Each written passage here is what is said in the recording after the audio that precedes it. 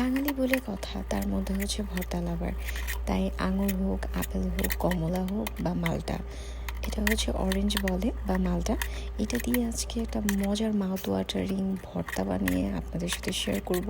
And এটা আমার ভীষণ প্রিয়। এখানে 3টা অরেঞ্জ আমি কেটে নিয়েছি।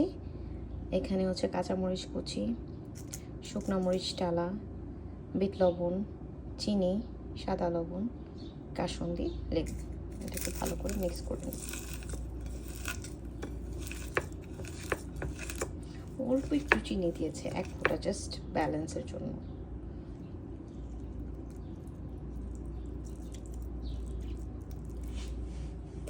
এটাকে ভালো করে মেখে নিই।